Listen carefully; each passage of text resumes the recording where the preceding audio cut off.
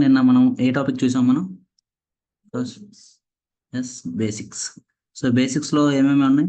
మనం నిన్న అసలు జావా స్క్రిప్ట్ అంటే ఏంటి,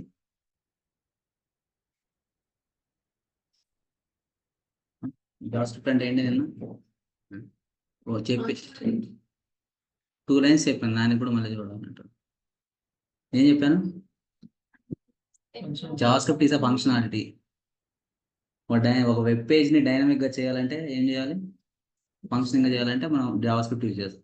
స్టాటిక్ అయితే HTML CSS యూజ్ చేస్తాం. సో అదే ఒక డైనమిక్ గా ఫంక్షనాలిటీ చేయాలంటే మనం జావా స్క్రిప్ట్ యూజ్ చేస్తాం.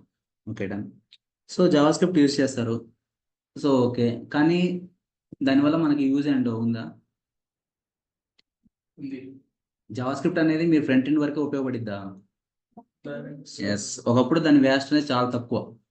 సో ఇప్పుడు ఏం జరుగుతుందంటే ఉండే కొంది జావా స్క్రిప్ట్ వ్యాస్ట్ అనేది పెరిగిపోయింది. సో దానికి ఇప్పుడు బ్యాక్ ఎండ్ కూడా యూజ్ చేస్తున్నారు. ఓకేనా? సో బ్యాక్ ఎండ్ యూజ్ చేసేది నోట్ జేఎస్ అంటారు. ఓకేనా? సో బ్యాక్ ఎండ్ డెవలపర్ అవ్వాలనుకున్న వాళ్ళు కూడా నోట్ జేఎస్తో సైమల్టేనియస్గా యూజ్ చేయొచ్చు. వాళ్ళకి ఈజీగా ఉంటుంది. ఓకేనా? ఇప్పుడు ట్రెండింగ్ నోట్ జేఎస్ ఉంది ఎక్కువ. సో అది కూడా నేర్చుకుంటే మీకు ఈజీగా ఉంటుంది. ఫ్రంట్ ఎండ్ బ్యాక్ ఎండ్ రెండు ఈజీగా చేసుకోవచ్చు మీరు జావా స్క్రిప్ట్ నేర్చుకుంటే ఈజీగా. ఓకే దెన్, అండ్ ఇప్పుడు లేటెస్ట్ ఫీచర్స్ ఏముంటాయి? ES6. ఓకే, సో CS6 తో ఇంక్లూడ్ చేయి చెప్తాను నేను. ఓకేనా? ES6 లెట్ కాన్సెప్ట్ వచ్చింది కూడా ES6 తోనే. సో అలా ఇవాళ వేరియబుల్స్ చెప్తాను. సో ఓకే, అండ్ మీకు నిన్న చెప్పింది ఇంకో టాపిక్ ఏంటి? ఎన్ని రకాలుగా జావా స్క్రిప్ట్ మీరు లింక్స్ ఇవ్వచ్చు? క్వశ్చన్ ఎన్ని టైప్స్ గా మనం లింక్స్ ఇవ్వచ్చు? Inline, internal. సో ఇన్లైన్ అంటే తెలుసు కదా. ఎస్, మన ఎలిమెంట్ లో ఇచ్చేదాన్ని ఇన్లైన్ అంటారు. సో అది ఇంటర్నల్ అంటే ఎస్, ఇక్కడ కింద చూసారు కదా, ఇక్కడ మనం ఏది రాసినా ఇక్కడ స్క్రిప్ట్ లో రాయాలి. సో ఇలా స్క్రిప్ట్ లో రాస్తే అది దాన్ని ఏమంటారు? ఇంటర్నల్. సో అదే ఎక్స్టర్నల్ రాయాలంటే CSS ఫైల్ లాగా సేమ్ ఒక JS ఫైల్ ఎక్స్టెన్షన్ .js అనే ఎక్స్టెన్షన్ తో తీసుకొని మనం ఇట్లా .js అని, ఇప్పుడు దాకా మనం HTML చూసారా, ఇది .html ఎక్స్టెన్షన్. అదే .js పెడితే .js ఎక్స్టెన్షన్. సో ఒక CSS ఫైల్ అంటే .css అని పెడితే ఆ .css ఫైల్ అయిపోతుంది. సో ఆ JS తో ఇక్కడ మనం స్క్రిప్ట్ కి సోర్స్ లింక్ ఇస్తే సరిపోతుంది. ఓకేనా? సో ఇది మనం నిన్న చూసిన క్లాస్. ఓకే, సో ఇవాళ టాపిక్స్ నిన్న ఇంకోటి కూడా చెప్పాను. 3 టైప్స్ చెప్పాను. అంటే మనం ఇప్పుడు JS లో మనం ఏదైనా ఎర్రర్స్ చెక్ చేసుకోవాలంటే మనం 3 టైప్స్ చెప్పాం. సో ఏమేమిటి? Yes, document.write, alert, console.log. ఈ 3 మెయిన్ పర్పస్ ఏంటో తెలుసా? ఈ 3 మెయిన్ పర్పస్ ఏంటంటే జస్ట్ ఎర్రర్స్ ఎక్కడ ఉన్నాయో చెక్ చేసుకోవడానికి. ఓకేనా? ఒకవేళ మీకు ఎర్రర్స్ ఏం లేదనుకో, జావా స్క్రిప్ట్ నిన్న మనం ఇది చూసాం కదా, ఫంక్షనాలిటీ చూసారు. ఇక్కడ నిన్న ఏం జరిగింది? ఇక్కడ మనం ఆన్ క్లిక్ లో మనం హాయ్ ఫ్రెండ్స్ అని రాసాం. Wait 1 minute. ఇప్పుడు ఇక్కడ చూసారు, ఇది అలర్ట్ మన JS లో పెట్టింది. ఓకే, ఫస్ట్ సో ఇక్కడ ఈ బటన్ మనం ఏం చేసాము, ఇక్కడ దీనికి అలర్ట్ అనే ఫంక్షన్ ఇచ్చాం. ఇన్లైన్ చూసారా, మనకి ఫంక్షనింగ్ జరుగుతుంది. సో ఇప్పుడు ఫంక్షనింగ్ జరుగుతుంది కాబట్టి ఓకే. ఒకవేళ మనం ఫంక్షన్ పెట్టినా కూడా అది జరగట్లేదు అంటే అక్కడ మన JS కోడ్లో ఎక్కడో మిస్టేక్ ఉంది. సో ఆ మిస్టేక్ తెలియడం కోసం మనం ఇప్పుడంటే ఒకటే సింగిల్ లైన్ కాబట్టి ఓకే. రేపు JS మనం ఇంక్లూడ్ చేసినప్పుడు మల్టిపుల్ లైన్స్ వస్తూ ఉంటుంది. సో అప్పుడు దాన్ని మనకు కరెక్ట్ ఎక్కడ ఉందో తెలియదు.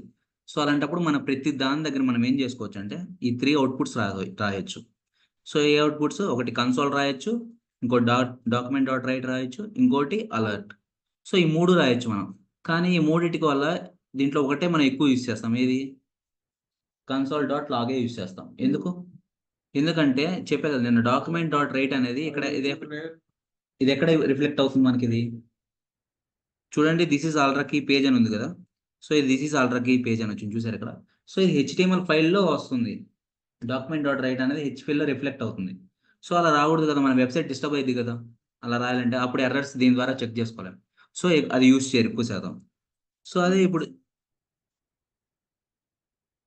ఏంటంటే ఫస్ట్ document.write ఉంది కదా. సో ఇది ఏం చేస్తుంది అంటే ఇప్పుడు కన్సోల్ ఫస్ట్ ఇది కన్సోల్ అర్థమైంది కదా. console.log లో ఇన్స్పెక్ట్ లో చెక్ చేస్తాం. ఇదే ఇక్కడ ఏది రాస్తే అది మనం చెక్ చేసుకోవచ్చు, అది వస్తుందా లేదా అవుట్పుట్ చూసుకోవడానికి. ఓకేనా? సో ఇప్పుడు document.write, ఇప్పుడు అలా console.log ఇది ఎక్కడ చెక్ చేస్తాం? ఇన్స్పెక్ట్ లో చెక్ చేసుకుంటాం. సో మనకి ఏదైనా ఇప్పుడు అంటే చిన్న లైన్ కాబట్టి నేను చూపించాను దిస్ ఈస్ కన్సోల్ అని. సో ఒక లైన్ తో అయిపోతుంది. రేపు మల్టిపుల్ మనకి ఎక్కడ రావాలో దాని యొక్క కన్సోల్ అక్కడ పెడితే వస్తుంది. కానీ ఇక్కడ document.write అంటే ఇది HTML లో రిఫ్లెక్ట్ అవుతుంది, రాసుకోండి. Document dot right reflects in HTML. It can reflect in HTML. ఓకేనా? సో HTML ఫైల్లో రిఫ్లెక్ట్ అయితే వెబ్సైట్ డిస్టర్బ్ అవుతుంది కదా, మనకి ఎక్కడ ఉందో కూడా తెలియదు.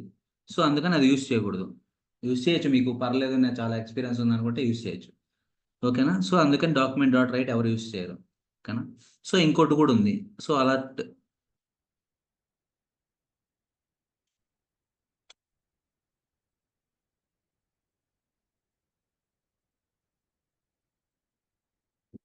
So next alert. సో ఇక్కడ అలర్ట్ అంటే ఏమని చెప్పాను మీకు. సో ఇది కూడా ఒక టైప్ ఆఫ్ JS రాసుకోవడానికి, కానీ ఇది పాపప్ అంటారు. కానీ ఇక్కడ ఏం జరుగుతుంది చూడండి, మన పేజ్ లోడ్ అవ్వగానే ఫస్ట్ ఏం జరుగుతుంది, ఇక్కడ పాపప్ వస్తుందా. అలా రాకూడదు మనకి, ఎందుకంటే ఫంక్షనాలిటీ అనేది మనకు ఫస్ట్ ఏం జరిగిద్ది, మనకు వెబ్సైట్ రన్ అయ్యిద్ది. అవునా కదా, మీకు చెప్పి స్క్రిప్ట్ ఎందుకు మనం కింద పెట్టాము, అందుకంటే ఫస్ట్ మనం వెబ్సైట్ రన్ అవ్వాలి. ఓకేనా? ఓ వెబ్సైట్ రన్ తర్వాత దాని తర్వాత ఫంక్షనింగ్ ఉంటుంది ఎప్పుడైనా సరే. సో ఫంక్షనింగ్ అనేది సెకండరీ, ఫస్ట్ HTML డాక్యుమెంట్. ఓకేనా? సో ఇప్పుడు ఫంక్షనింగ్ చూడండి, ఫస్ట్ వెబ్సైట్ రన్ అయింది, దాని తర్వాత మన ఫంక్షనింగ్ జరగాలి ఇట్లా క్లిక్ చేసినాక. సో ఇప్పుడు కరెక్ట్గా ఉంది. సో అలా కాకుండా మన అలర్ట్ అని యూస్ చేస్తే ఏం జరిగిద్దంటే ఆటోమేటిక్గా ఫస్ట్ ప్రీ డిఫాల్ట్గా పేజ్ లోడ్ అవ్వగానే వస్తుంది చూడండి ఇక్కడ, చూసారా? సో దీనివల్ల కూడా మనం ఫంక్షనింగ్ చెక్ చేయలేము. అంటే ఇక్కడ ఇక్కడ ఇది ఓకే అని చేసుకున్నాకే మనం ఫంక్షనింగ్ చేయగలుగుతున్నాం. సో ఇది కూడా నాట్ ప్రిఫరబుల్. సో థర్డ్ది ఏంటి, ఇంకోటి console.log. ఓకే. సో ఇది console.log అని రాసాం కదా, ఇది మనం ఏం చేయొచ్చు, ఇన్స్పెక్ట్ చేయొచ్చు. సో ఇన్స్పెక్ట్ చేయడం వచ్చు కదా మీకు, రైట్ క్లిక్ ఇన్స్పెక్ట్. ఓకేనా? సో ఇట్లా ఇన్స్పెక్ట్ చేయొచ్చు. సో ఇన్స్పెక్ట్ మన కన్సోల్ అనేది ఒక సపరేట్ JS ఫైల్ లానే ఉంటుంది. ఇప్పుడు ఇదంతా ఎలిమెంట్స్ అంటే ఏంది, ఇక్కడ మనకి ఎలిమెంటే కదా, మన ఇన్లైన్ ఎలిమెంట్స్ ఇవన్నీ HTML ఫైల్ ఇది మనకంతా. సో JS కూడా వాళ్ళు ఏం చేశారంటే సపరేట్ ఫైల్ ఇచ్చారు. సో ఇలా కన్సోల్ అంటే చూడు, దాని నేమ్లోనే ఉంది కన్సోల్ అని. సో మన కన్సోల్ లాగ్ రాసిందో దాంట్లో ఏం రాస్తే సరే అదంతా ఇక్కడ రిఫ్లెక్ట్ అవుతుంది, నథింగ్ బట్. ఇప్పుడు మనం ఏదైనా ఎర్రర్స్ వస్తే ఇక్కడ చెక్ చేసుకోవచ్చు సపరేట్గా. సో ఎర్రర్స్ కంటూ మనకి ఎప్పుడైనా సరే ఒక సపరేట్ పేజ్ ఉండాలి డెడికేటెడ్. సో దానికోసమే మన కన్సోల్ లాగ్ అనేది ఎక్కువ యూస్ చేస్తారు. ఇప్పుడు అర్థమైందా కన్సోల్ లాగ్ ఎందుకు యూస్ చేస్తారు? సో మెయిన్ పర్పస్ కోసమే ఇప్పుడు నేను చెప్తాను. కన్సోల్ లాగ్ ఎలా యూస్ చేస్తా ఫ్యూచర్లో చెప్తా, కానీ ఫస్ట్ ఏం జరిగిందంటే మీకు కన్సోల్ లాగ్ వల్ల ఎందుకు యూజ్ అవుతుందా అర్థమైంది కదా. సో ఈ మూడు ఎందుకు యూజ్ చేస్తాం, ఎర్రర్స్ చెక్ చేయడానికి కోసం యూజ్ చేస్తాం. ఓకే, కన్సోల్ డాట్ లాగ్ అనేది సపరేట్గా ఉంటుంది కాబట్టి మనకి ఈజీ ఇంక్లూడ్ అవుతుంది JS అన్ని. సో ఇది HTML రిఫ్లెక్ట్ అవ్వదు, పేజ్ ఫంక్షన్ మూడు ఎర్రర్స్ చెక్ చేసుకోవడానికి. ఎందుకంటే ఇది ఫంక్షనాలిటీ ఈజీగా ఉంటుంది, నీకు ఈజీగా ఉండాలి, సింపుల్ వే. ఓకేనా? ఇది ఎందుకు ఇంత డాక్యుమెంట్ డాట్ రైట్ రాయింది, మనం HTML రిఫ్లెక్ట్ అవుతుంది, అలా వెబ్సైట్లో రిఫ్లెక్ట్ అవ్వకూడదా. అది ఇంకోటి అలర్ట్ అంటే పేజీ లోడ్ అవ్వగానే అలర్ట్ రాకూడదు కదా, మన ఫంక్షన్ తర్వాత జరగాలి సెకండరీ. సో అందుకని థర్డ్ ఇది ఒకటే console.log అనేది ప్రిఫరబుల్. ఓకేనా? ఇప్పుడు అర్థమైంది ఎందుకు console.log డాట్ యూజ్ చేస్తారో. సో అందుకోసం. సో console.log మనం ఇక్కడ console.log ఏది రాస్తే అది ఖచ్చితంగా ఇక్కడ రిఫ్లెక్ట్ అవుతుంది. చూసారా? console.log మనం 3 రాసాం నిన్న, చూసారా 3. సో నిన్న మనం ఇంతవరకు చూసాం. ఓకేనా? సో ఇవాళ టాపిక్ ఏంటంటే variables.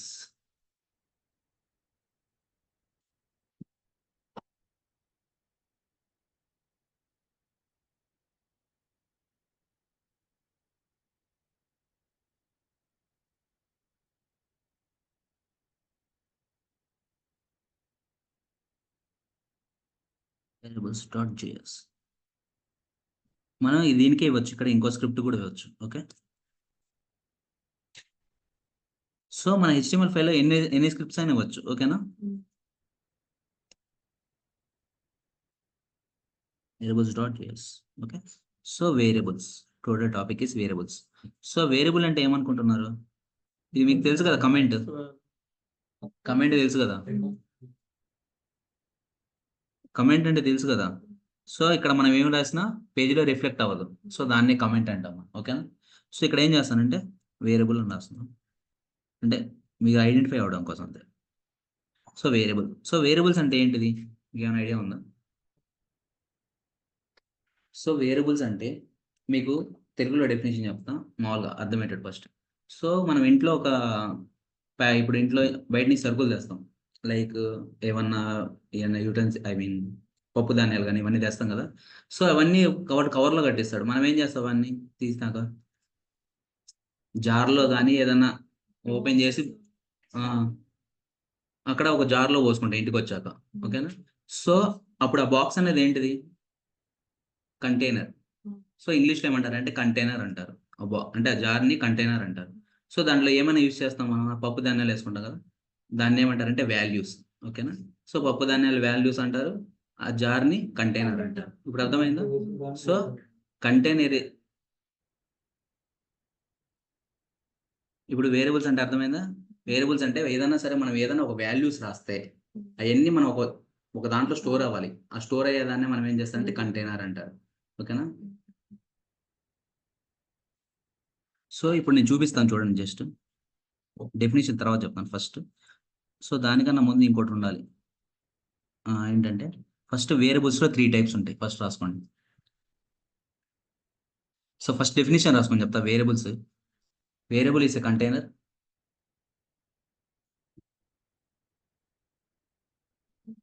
Which stores the data.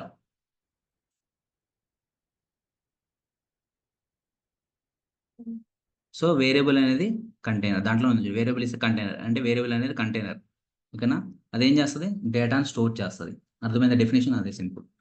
Okay. ఎవరైనా వేరియబుల్ అడిగితే వాట్ ఈస్ వేరియబుల్ అంటే ఏం చెప్తారు, ఇచ్ స్టోర్స్. సింపుల్, అంతే, ఏం అవసరం అంతకన్నా పెద్ద విషయం. సో ఇప్పుడు వేరియబుల్స్లో ఎన్ని టైప్స్ ఉంటాయి చెప్దాం. సో వేరియబుల్స్లో ఎన్ని టైప్స్ ఉంటాయి అంటే 3 టైప్స్ ఉంటాయి. Okay. Var first type, var and second type let and third one is const. ఓకేనా. సో ఎన్ని టైప్స్ ఉన్నాయి. సో వేరియబుల్స్ అనేది 3 టైప్స్. ఏమేంటి, వేర్, లెట్, కాన్స్టెంట్. ఓకేనా. ఈ లెట్ అనేది ఏం చేశారంటే, లెట్ కాన్స్టెంట్ ES6 ఫ్యూచర్స్ కొత్తగా తీసుకొచ్చారు. అంతకుముందు అంతా వేరియబుల్లే యూజ్ చేసేవాళ్ళు. ఓకేనా. ఇప్పుడు ఏం చేశారంటే లెట్ కాన్స్టెంట్ తీసుకొచ్చారు ES6 ఫ్యూచర్స్. సో ఎందుకంటే దాని యొక్క ఉపయోగం ఫ్యూచర్లో తెలుస్తుంది. సో ఫస్ట్ ఎన్ని టైప్స్ ఉన్నాయి వేరియబుల్స్లో. సో ఇవన్నీ, ఇది గ్లోబల్ వేరియబుల్ అని, ఇది ఫంక్షన్ వేరియబుల్ అని, డిఫరెంట్ ఉంటాయి దీనికి.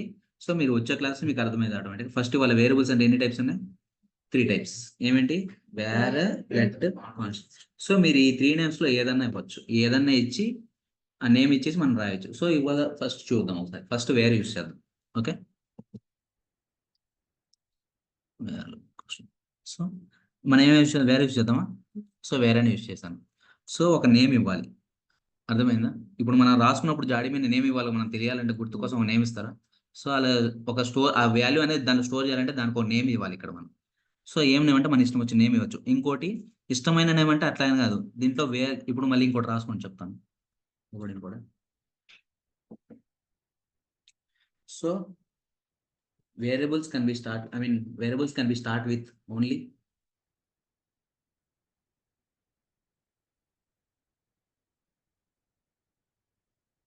letters,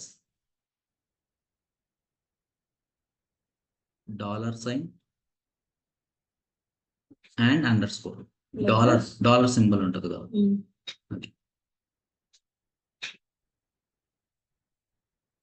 ఇదిగోండి ఇక్కడ అదే డాలర్ సింబల్. ఓకే. సో ఇది అండర్ స్కోర్, చూసారా, ఇది under score. So variable can be start with letters, under score and dollar symbol.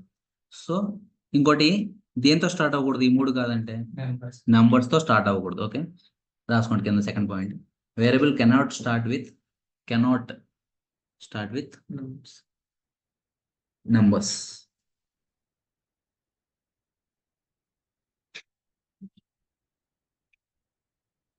మీకు ఫస్ట్ బేసిక్స్ స్ట్రాంగ్ గా ఉంటే మీకు, ఎందుకంటే స్లోగా చెప్తున్నాను అందుకని బేసిక్స్, మీకు బేసిక్స్ అర్థమైతే ఆటోమేటిక్గా అడ్వాన్స్ లో మీరే ఈజీ చేయగలరు.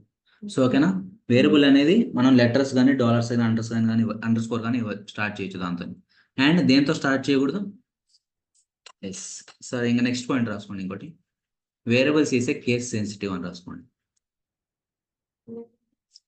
Is a case sensitive. Case sensitive.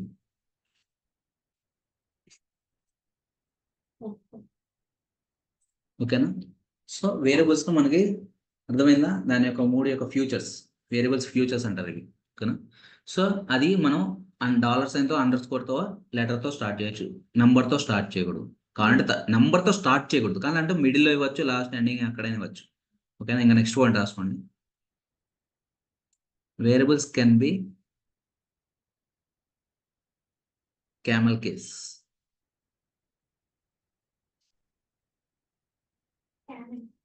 CAML camel. చెప్పు కేస్ CAC. ఓకేనా? Camel case is nothing but ఒక వర్డ్ తర్వాత నెక్స్ట్ వర్డ్ స్టార్ట్ అయ్యేటప్పుడు క్యాపిటల్ లెటర్తో ఇవ్వడమే క్యామెల్ కేస్ అంటే చూపిస్తారు. ఓకేనా? సో 4 ఫ్యూచర్స్ ఈ మెయిన్ ఇంపార్టెంట్. ఒక వేరియబుల్ స్టార్ట్ చేయాలంటే ఈ 4 ఫ్యూచర్స్ మీకు ఖచ్చితంగా గుర్తుపెట్టుకో. ఓకేనా? సో ఇవాళ ఫస్ట్ వేర్ అని యూస్ చేసాం. ఫస్ట్ ఏమి యూస్ చేయాలి? వేర్. వేర్ అయితే వేర్, లెట్ అయితే లెట్, కాన్స్టెంట్ అయితే constant. So where. So where అనేది మనం చెప్పాం కదా. సో ఏ నేమ్తో ఇవ్వాలి మనం? లెటర్స్తో ఇవ్వచ్చు, డాలర్స్, అండర్ స్కోర్తో ఇవ్వచ్చు, నంబర్తో మాత్రమే ఇవ్వదు. సో ఇప్పుడు ఏం చేద్దామంటే నేను నేమ్ అని ఇచ్చాను. సో నేమ్ అనేది అండ్ ఇంకోటి కూడా పాయింట్ రాసుకోండి. Variables cannot start with keywords. ఆ పాయింట్ మంచి. Variables cannot start with keywords. So కీవర్డ్స్తో కూడా స్టార్ట్ అవ్వకూడదు.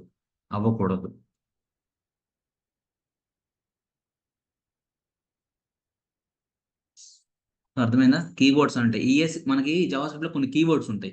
NEW న్యూ అని, క్లాస్ మన క్లాస్ ఉంటుంది కదా, క్లాస్ అని, ఇలా కొన్ని కీవర్డ్స్ ఉంటాయి యూఎస్ ఫీచర్స్ లో. సో ఇలాంటి ఏంటంటే దాంతో మనం డిక్లేర్ చేయకూడదు వేరియబుల్ని. అర్థమైందా? సో 5 పాయింట్స్ వచ్చాయి కదా. సో ఈ 5 పాయింట్స్ ఇంపార్టెంట్. ఓకే. సో ఇవాళ ఫస్ట్ చూద్దాం. సో నేమ్ అని ఇచ్చాను. నేమ్ అనేది ఏంది? లెటరే.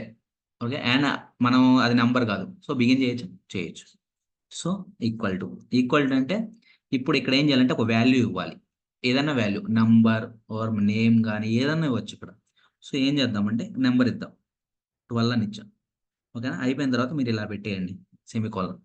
చేసిన తర్వాత ఇప్పుడు దీన్ని కనిపించాలి. మనం కనిపించాలంటే ఎక్కడ రాసుకోవాలి? console.log document.write alert ఎక్కడైనా రాసుకోవచ్చు మూడిట్లో. సో console.log రాసుకోవాలి. సో ఇక్కడ ఏం రాయాలి మనం అంటే ఎస్, పర్ఫెక్ట్. మనం ఏం రాయాలి? ఇక్కడ నేమ్ అనే నేమ్ ఉంది కదా, ఈ నేమ్ రాయాలి. ఎందుకంటే మన కంటైనర్ ఈ వాల్యూ అనేది దీంట్లో స్టోర్ చేసి పెట్టాం. మనం డబ్బా తీసుకోవాలంటే ఫస్ట్ డబ్బా తీసుకొని తర్వాత లోపలికి వస్తాం కదా. సో ఫస్ట్ ఏం చేశారు? ఇక్కడ 12 అనే వాల్యూని ఈ డబ్బాలో పోసారు, నేమ్ అనే డబ్బాలో. సో ఫస్ట్ మనం ఏదైనా యూస్ చేయాలంటే ఫస్ట్ డబ్బా తీసుకోవాలి కదా, ఆ డబ్బానే ఇక్కడ తీసుకోవాలి, ఆ నేమ్ అనేది. ఇప్పుడు అర్థమైందా? ఇక్కడ ఏం తీసుకోవాలా? మీరు ఏం చేస్తారంటే కాపీ పేస్ట్ చేయడం నేర్చుకోండి ఎప్పుడైనా సరే. ఇట్లా ఎందుకంటే మిస్టేక్ కేస్ సెన్సిటివ్ అని చెప్పే కదా. ఇప్పుడు అది కూడా చూపిస్తా ఫస్ట్. ఇప్పుడు ఉంది కదా ఇది, దీన్ని ఇక్కడ ఇది కాపీ చేసుకోండి. కాపీ చేశాక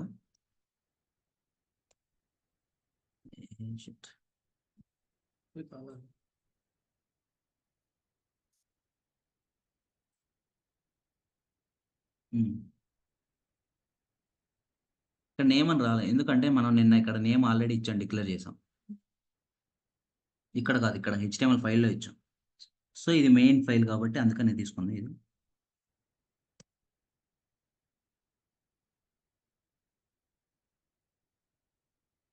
సో ఇప్పుడు చూడండి,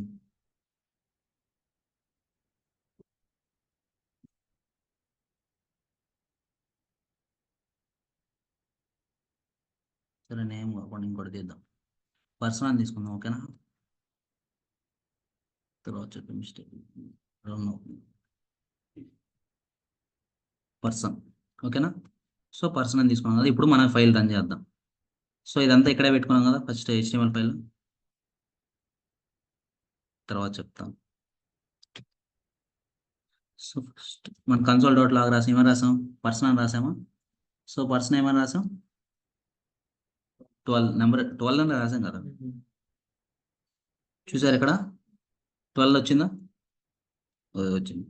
సో ఇది console.logలో ఎలా రాసాం చూడండి. సో ఫస్ట్ ఒక వేరియబుల్ నేమ్ రాసాం, వేర్, లేకపోతే లెట్ ఆర్ కాన్స్టెంట్, ఈ మూట్లో ఏదైనా యూస్ చేయొచ్చు. ఇక్కడ ఏమి ఇచ్చాం? ఫస్ట్ వేరియబుల్ ఇచ్చాం. దాని తర్వాత ఏమి రాసాం? ఒక వేరియబుల్ యొక్క నేమ్. ఆ నేమ్ ఈక్వల్ టు తర్వాత ఏం చేసామంటే మనం ఒక డిక్లేర్ చేసాం వాల్యూ, నేమ్ కానీ ఇక్కడ మనకి కావాల్సిన నేమ్ కానీ నెంబర్ కానీ ఏదైనా డిక్లేర్ చేయొచ్చు. సో అది తీసుకొచ్చి ఇక్కడ console.logలో ఇక్కడ అలర్ట్లో పెడితే పర్సన్ అలర్ట్లో వస్తే అలర్ట్లో చూపిస్తుంది. అదే document.write ఈక్వల్ టు పర్సన్ అని పెడితే అక్కడ ఎక్కడ వస్తుంది? ఎస్, HTML ఫైల్లో వస్తుంది. ఓకేనా? సో ఇప్పుడు ఇది రాసాం కదా, ఇప్పుడు నెంబర్ రాసాం. ఇంకోటి రాద్దాం. వేర్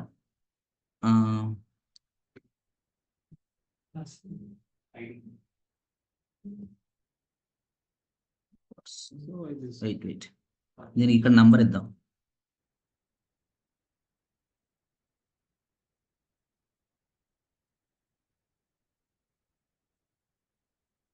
సో ఇక్కడ పర్సన్ ఈక్వల్ టు శ్రీకాంత్ అని మేడం.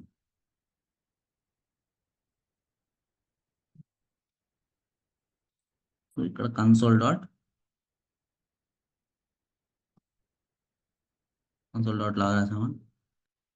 సో ఇక్కడ ఏం రాయాలి మనం, పర్సన్ అని రాయాలి. సో ఇప్పుడు అవుట్పుట్ చూడండి.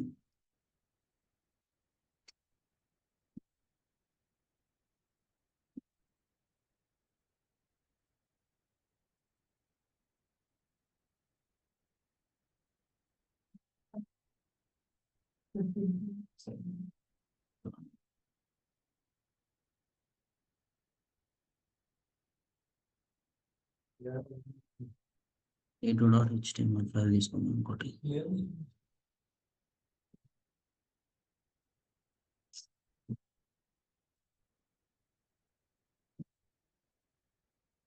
One minute.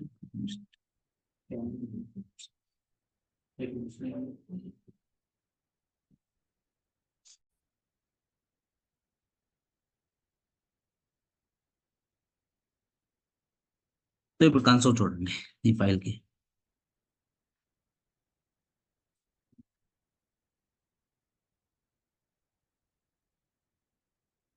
కన్సోల్ చూసారా, 12 శ్రీకాంత్ వచ్చింది. మనం జేఎస్ ఫైల్ ఏం రాసాం మనం ఇక్కడ, వేర్ నెంబర్ ఈక్వల్ టు 12 అని రాసాం. ఫస్ట్ 12 వచ్చిందా దానికి, అండ్ నెక్స్ట్ ఇది పర్సన్ నేమ్ రాసాం, వచ్చిందా. సో ఇలాగ మనం పర్సన్స్ కానీ నంబర్స్ కానీ ఏదైనా రాసుకోవచ్చు, ఓకేనా. సో ఏ నేమ్ అయితే కన్సోల్లో లాగ్ రాస్తామో ఇక్కడ కన్సోల్లో రిఫ్లెక్ట్ చేస్తుంది ఆటోమేటిక్గా. సో ఓకేనా. ఇప్పుడు ఇంకోటి రాద్దాం. ఇప్పుడు లెట్ యూస్ చేద్దాం. లెట్ నేమ్ చెప్పండి ఏదన్నా కంటెంట్ నేమ్స్. ట్రూ ఫాల్స్ ఇవ్వకూడదు, అవి కూడా నేమ్స్. ఎస్, పర్సన్ 2 అనే పెడదాం. పర్సన్ 2 ఈక్వల్ టు మహేష్ పెడదాం, ఓకేనా. Console dot log. సో ఇక్కడ ఏం రాయాలి, ఇప్పుడు డైరెక్ట్ అవుట్పుట్ చూడండి, వచ్చిందా మహేష్, ఓకేనా. సో ఇలాగా మనం ఎన్ని లెట్ వేర్ అని యూస్ చేయొచ్చు, లెట్ అని యూస్ చేయొచ్చు. సో వేర్ అండ్ డిఫరెన్స్ ఏంటి, లెట్ అండ్ డిఫరెన్స్ ఏంటి మీకు నెక్స్ట్ క్లాస్లో వస్తాయి, ఓకేనా. ఉండే కొంచెం. సో ఇవాళ మీకు అర్థం కదా చెప్పినా కూడా, దానివల్ల పర్పస్ ఏంటి, ఇది గ్లోబల్ యూనివర్సల్ డిఫరెన్స్ ఉంటుంది. సో అది వచ్చినప్పుడు నేను చెప్తాను. సో ఇంకోటి ఏంటంటే, ఇప్పుడు మనం ఇక్కడ మీరు రెండు గమనించారా, నెంబర్స్ ఎలా తీసుకున్నాం, మన నేమ్ ఎలా తీసుకున్నాము గమనించారా. మనం నంబర్కి ఇట్లా మనం కొటేషన్ మార్క్స్ పెట్టలేదు, కానీ ఇక్కడ మనం పర్సన్స్కి కొటేషన్ మార్క్స్ పెట్టాం. ఎందుకని, సో నెంబర్స్ అనేది మన కొటేషన్ నెంబర్స్ అవసరం లేదు, ఓకేనా. నెంబర్స్ ఏది పెట్టినా ఆటోమేటిక్గా వస్తుంది. మన నెంబర్స్ పెడితే చాలు, జస్ట్ ఆటోమేటిక్గా అయిపోతుంది. అదే నేమ్ రాయాలంటే ఖచ్చితంగా అది కొటేషన్ మార్క్లో ఉండాలి. సో దాన్ని ఏమంటారంటే స్ట్రింగ్ అంటారు. ఇలా రాసేదాన్ని స్ట్రింగ్ అంటారు. సో ఉండే కొంత వస్తుంది మీకు, జస్ట్ ఈరోజు నేమ్ చెప్తాను అంతే, దాన్ని స్ట్రింగ్ అంటారు. సో నెంబర్ని నార్మల్ నెంబర్ కానీ అంటే ఇంటిజర్ అంటారు దాన్ని, ఓకేనా. ఇంట్ అని యూస్ చేస్తారు, ఓకేనా. ఇంటిజర్ ఈక్వల్ టు నెంబర్ అని పెట్టుకోండి, string equal to person name అని పెట్టుకోండి, మీకు ఈజీగా అర్థం. సో ఎంతవరకు అర్థమైందా మీకు. సో ఇంకోటి కాన్స్ట్, నెక్స్ట్ కాన్స్ట్. ఇప్పుడు మనం అదే ఇప్పుడు లెట్ ఈక్వల్, ఇప్పుడు ఏం చేద్దామంటే ఇప్పుడు పర్సన్ 2 ఉంది కదా, ఇక్కడ పర్సన్ 2 ఇది చూడండి, పర్సన్ 2 అని ఉంది కదా. ఇక్కడ ఏం చేశానంటే నేను మళ్ళీ దీన్ని ఇక్కడ ఇంకో నేమ్ ఇస్తున్నా, ఏమైనా ఇస్తా అంటే అజయ్ అని ఇస్తున్నా. సో ఇప్పుడు అవుతుందా లేదా. సో ఇప్పుడు అవుట్పుట్ చూడండి మీరు, వచ్చింది. ఎందుకు తెలుసా, ఎందుకంటే మనం ఏం చేసామంటే పర్సన్ 2 అనే ఫస్ట్ దానికి మహేష్ అని ఇచ్చాం, కానీ తర్వాత ఏమి ఇచ్చాం మళ్ళీ, అది రన్ అవ్వకూడదు, నెక్స్ట్ నేమ్ రన్ అవ్వాలని అంటే దాన్ని తీసేసి ఇది పెట్టాలి, ఓకేనా. ఫర్గివ్ చేయాలి, ఇది ఫస్ట్ దాన్ని ఫర్గివ్ చేసి సెకండ్ రన్ అవ్వాలి మనకి. సో అందుకని అదే నేమ్తో తీసుకొని ఇలా రాయొచ్చు, కానీ వేరుకు కూడా ఇక్కడ ఇక్కడ వేరు ఉంది కదా, వేరుకు కూడా సేమ్ అంతే. ఏమనంటే పర్సన్ ఈక్వల్ టు ఏం నేమ్ ఇద్దాం, కింగ్ అని ఇద్దాం, ఓకేనా. సో ఇప్పుడు చూడండి, శ్రీకాంత్ బదులు కింగ్ వచ్చిందా? సో వేర్ కి అండ్ లెట్ కి ఇప్పుడు కాన్స్టెంట్ యూజ్ చేద్దామా? కాన్స్ట్ CONST కాన్స్టెంట్ అంటారు, ఓకేనా? సో ఇప్పుడు ఏం చేద్దామంటే ఇక్కడ ఒక వేరియబుల్ నేమ్ ఇద్దాం. So person3. So person3 equal to name ఏమి ఇద్దాం? వెంకీ. వెంకీ ఇచ్చామా? సో వెంకీ ఇచ్చిన తర్వాత దీనికి మనం కన్సోల్ రాయాలి. కన్సోల్ డాట్లో అండ్ ఇక్కడ ఏం రాయాలి మనం? person3.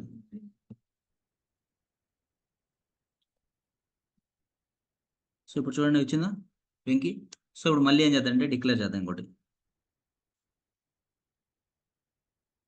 person3 నేమ్ ఏమి ఇద్దాం? భీమ్. ఇప్పుడు వస్తుందా రాదా? వచ్చిందా? సో ఇప్పుడు అర్థమైందా డిఫరెన్స్ ఏంటి? సో కాన్స్టెంట్ అనే దానికి వేరియబుల్ కి లెట్ డిఫరెన్స్ అర్థమైందా? ఏమర్థమైందంటే మీకు, సో వేర్ కి లెట్ కి సేమ్ ఫ్యూచర్స్ ఉన్నాయి, ఓకేనా? కానీ కాన్స్టెంట్ కి సేమ్ ఫ్యూచర్, కాన్స్టెంట్ కి ఒక ఫ్యూచర్ లేదు. దానివల్ల ఒక బెనిఫిట్ అది, ఎందుకంటే కాన్స్టెంట్ అనేది ఎక్కడ పడితే అక్కడ యూజ్ చేయకూడదు. ఎక్కడైతే మనకు మెయిన్ ఫోర్స్ ఎక్కడ ఉందో, ఓకేనా? సో కాన్స్టెంట్ ఎందుకంటే మనకు ప్రత్యేకంగా ఒక లైనే ఉంటుంది చూడండి. అంటే మెయిన్ ఫైల్, ఇప్పుడు అన్నిటి కలిపి మెయిన్ ఫైల్ ఉంటుంది కదా, ఆ మెయిన్ ఫైల్ ఇవ్వాలనుకున్నప్పుడు కాన్స్టెంట్ ఇవ్వాలి. ఎందుకంటే ఈ లింక్స్ అన్నిటికీ వాటి సపరేట్ ఉంది కాన్స్టెంట్ అనేది, ఎందుకంటే వాటి యొక్క మెయిన్ ఫైల్స్కి ఉపయోగిస్తారు కాన్స్టెంట్ అనేది, ఓకేనా? సో అది మళ్ళీ మళ్ళీ చేంజ్ చేయం కదా మెయిన్ ఫైల్స్ నేమ్స్. సో అందుకోసమే కాన్స్టెంట్ అనేది మెయిన్ ఫైల్స్కి ఇస్తారు. కానీ వేరే లెట్ అనేది రీయూజబుల్గా యూజ్ చేసే కొద్దీ ఎక్కడైనా మార్చుకోవడానికి యూజ్ చేయడం కోసం వేరే లెట్ అలా ఉంచేశారు. కాన్స్టెంట్ మాత్రం సపరేట్గా అది ఒక్కసారి ఇస్తే మళ్ళీ డిక్లేర్ చేయకూడదు. అర్థమైంది? ఇప్పుడు కాన్స్టెంట్ మళ్ళీ మళ్ళీ డిక్లేర్ చేయలేము. ఎస్, అండ్ డూప్లికేట్ కాదు, నెక్స్ట్ ఇంకో వేరియబుల్ అసైన్ చేయడం. డూప్లికేట్ అంటే సేమ్ నేమ్ ఇప్పుడు శ్రీకాంత్ అనుకో, ఇంకో శ్రీకాంత్ ఇస్తే డూప్లికేట్ అంటారు, ఓకేనా? సో డూప్లికేట్ కాకుండా ఇంకోటి ఏదన్నా సరే ఒక దాని యొక్క నేమ్ చెరిపేసి ఇంకో నేమ్ రాయాలనుకుంటే దానికోసం అప్పుడు కాన్స్టెంట్ అది పనికిరాదు, ఓన్లీ వేరే లెట్ మాత్రమే మనకు వస్తుంది. అర్థమైందా డిఫరెన్స్? సో మీకు అర్థమైందా వేరే లెట్ కి కాన్స్టెంట్ కి డిఫరెన్స్? సో ఫస్ట్ ఇంకా ఉండే చాలా డిఫరెన్సెస్ ఉంటాయి ఇంకా, కానీ మీకు ఇది ఒక ఫ్యూచర్. వెయిట్, ఈ ఫస్ట్ ఇవాళ టాపిక్ కంప్లీట్ చేయండి, తర్వాత అడుగుదాం. ఇప్పుడు ఇంతవరకు అయిపోయింది కదా. సో మీకు అర్థమైంది కదా వేర్ కి లెట్ కి కాన్స్టెంట్ ఇది ఒక డిసడ్వాంటేజ్ కాన్స్టెంట్ కి, కానీ ఇది కూడా మెయిన్ అడ్వాంటేజ్ దానికి, ఓకేనా? సో ఇది వేరే లెట్ కాన్స్టెంట్ చూసాం కదా. సో మీకు అర్థమైంది కదా. ఒకసారి రివైజ్ చేద్దాం ఇవాళ టాపిక్, సరిపోతుంది. సో ఇక్కడ చూడండి, ఫస్ట్ వాళ్ళు ఏం చెప్పాను, చిన్న టాపిక్ చెప్పాను ఎందుకంటే బేసిక్స్ అనుకొని. సో ఇవాళ ఏం యూస్ చేస్తాం మనం? Variable is container which stores data, ఓకేనా? సో దాంట్లో ఎన్ని టైప్స్ ఉంటాయి వేరియబుల్స్ లో? Wear, let, constant. సో దాంట్లో మనం ఒక ఫస్ట్ వేర్ అనే ఎలా ఇవ్వాలి? వేర్ అనే కీవర్డ్. సో చూడండి, వేర్, లెట్, కాన్స్టెంట్ అనే కీవర్డ్స్ అంటారు, ఓకేనా? సో వేర్ అనే ఎలా రాస్తాం చూడండి, వేర్ నంబర్ ఈక్వల్ టు 12 అట్లా. సో ఎలా డిక్లేర్ చేసి కన్సోల్ డాట్ లాగ్లో ఆ వేరియబుల్ యొక్క నేమ్ రాశాను. సో ఇలాగా అన్నిటికీ సేమ్, ఓకేనా? ఇదే నథింగ్ బట్